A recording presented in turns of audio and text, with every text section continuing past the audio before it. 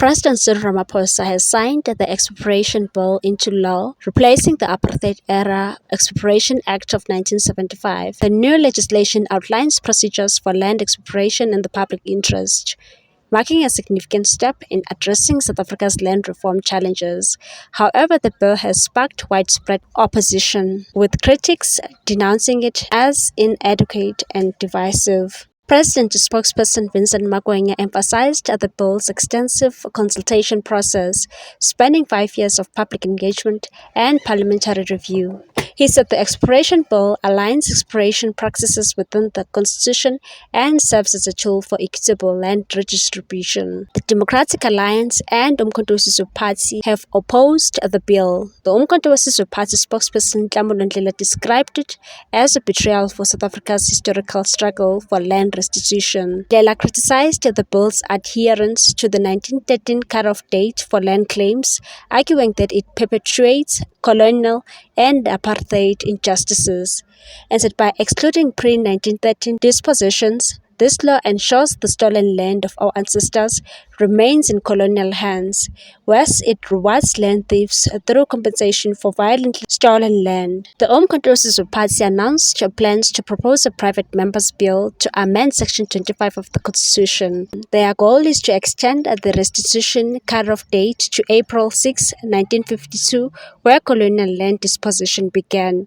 The African Transformation Movement also rejected the bill, lamenting its failure to hit the public's demand for land expropriation without compensation.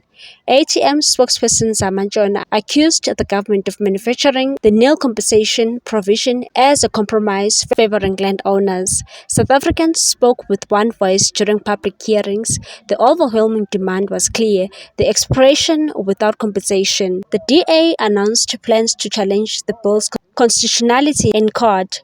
The DA spokesperson Karabo Kakau said the party views the legislation as a threat to property rights and it is prepared to fight it using every legal avenue, and said we believe the bill is unconstitutional and will urgently pursue legal action.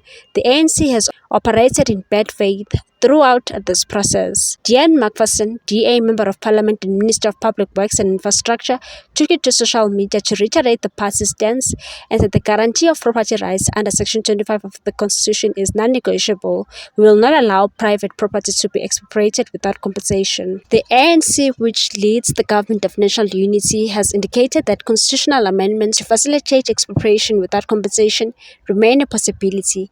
Despite pushback from GNU partners like the DA, the ANC asserts that land reform is a critical component of redressing historical injustices. As the nation grapples with the implications of the expropriation bill, South Africa finds itself at a crossroads. Proponents argue it is a necessary step toward equitable land redistribution, while critics view it as a flawed and divisive solution.